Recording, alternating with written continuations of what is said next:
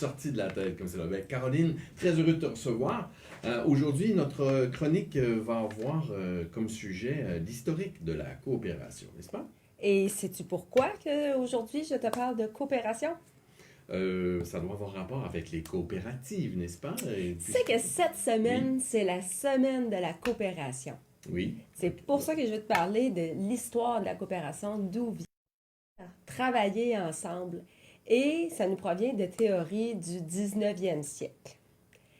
La première coopérative qui a vu le jour, c'est en Angleterre, à Rockdale. Mhm. Les gens à ce moment-là travaillaient les métiers à tisser, les tisserands, et euh, la vie était misérable. Les gens étaient dans la misère. Les produits à vendre étaient trop chers et en plus, ils n'étaient pas de qualité. Donc, il y a des gens qui se sont mis ensemble puis ils ont fait le premier magasin coopératif. Tu sais.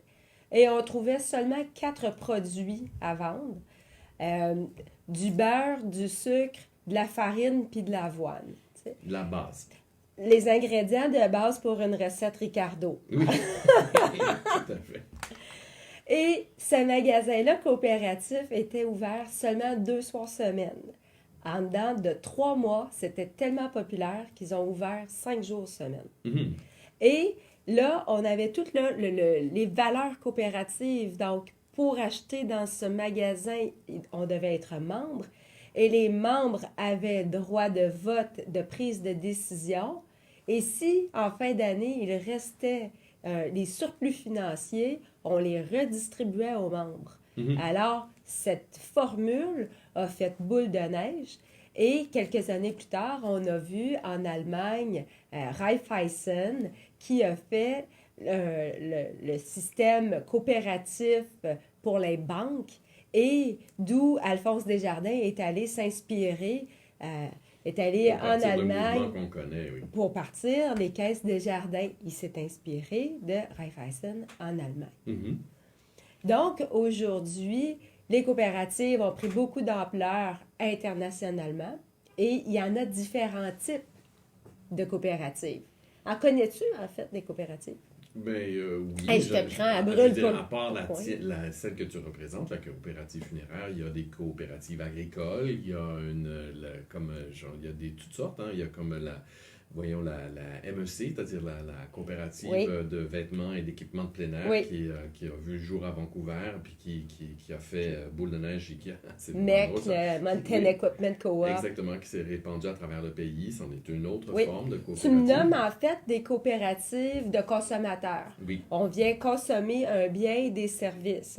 Hein. Mountain Equipment Co-op, les coopératives funéraires, ce sont des coops de consommateurs. Il y a des coopératives aussi de producteurs, oui. où on va être plusieurs producteurs ensemble et, par exemple, Citadel pour le sirop d'érable.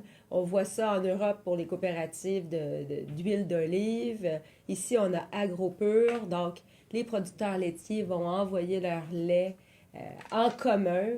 Euh, il y a des coopératives d'habitation Tout aussi. à fait. Hein. Il y en a beaucoup ici là, sur le territoire. Tout à fait, oui. Montréal, Donc, Longueuil. ça permet d'offrir des logements à prix modique et puis d'impliquer tous les locataires dans l'entretien de la bâtisse. Oui. C'est une façon de rendre des logements intéressants, beaucoup plus accessibles à l'ensemble de la population. Et puis ensuite, il y a les coopératives de crédit ou les coopératives d'épargne. Donc ici, au Québec, nous, on connaît Desjardins. Mhm. Donc, quand on se met à réfléchir, en fait, on en connaît plein de coopératives et à peu près tout le monde est membre au moins à quelque part dans une coopérative. Puis des coopératives funéraires dans le monde, est-ce qu'il y en a ailleurs qu'ici? Oui, mais je dois te dire que les coopératives funéraires du Québec, on est un modèle inspirant et actuellement, il y a des coopératives funéraires qui sont en train de naître ou qui sont nées dans la dernière année en France. Mhm. Et les gens de là-bas sont vraiment venus étudier ici notre modèle coopératif. Alors, c'est tout à notre honneur. Et il y a très grosses coopératives funéraires en Angleterre et en Suède. Mhm. Puis on retrouve aussi au Pérou les coopératives qui sont venues s'inspirer de notre Du modèle travail que vous québécois. faites, oui. Alors, nous sommes vraiment un modèle internationalement. Ça, c'est une grande fierté. Alors, tu dis que c'est cette semaine, la semaine des coopératives. Est-ce qu'il y a des événements spéciaux pour souligner cet événement-là? L'événement le plus spécial, c'est qu'on clôture la semaine avec l'activité des portes ouvertes. Mhm. Et puis pour la coopérative du Grand Montréal, on est ouvert à Laval et à Longueuil, ainsi qu'à Napierville. Nos succursales sont ouvertes de 11h à 15h. C'est le temps de venir poser des questions sur les métiers, peut-être même amener son CV et poser sa candidature. On est continuellement en recrutement de personnel et c'est l'occasion de visiter l'unité de crémation, de parler avec un thanatologue, rencontrer des spécialistes en deuil. Donc, un paquet d'intervenants seront présents. Oui, bon, ben parfait. Des Donc, ça, tirages, des collations, des grignotines. Vraiment, c'est de 11h à 15h. Et puis, c'est une belle activité. donc, c'est un rendez-vous. C'est le rendez-vous. C'est un... Hey, je t'invite! Ben, oui, d'accord. Donc, en fin de semaine, tu dis, vous C'est clôturez la semaine, dimanche. c'est dimanche, oui. C'est dimanche de 11h à 15h à la succursale de Laval et à la succursale de Longueuil, puis à Napierville. C'est très bien. Donc, je voulais justement mentionner que hier, on a pu me voir dans l'émission Une autre histoire. Ah oui? Ben oui, tout à fait.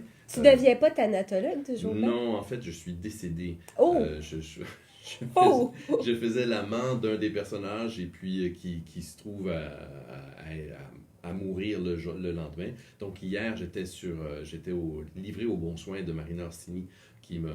Qui t'a arrangé le portrait. Oui, c'est ça, et de Sébastien Ricard aussi qui m'a rasé tendrement. Ah oui!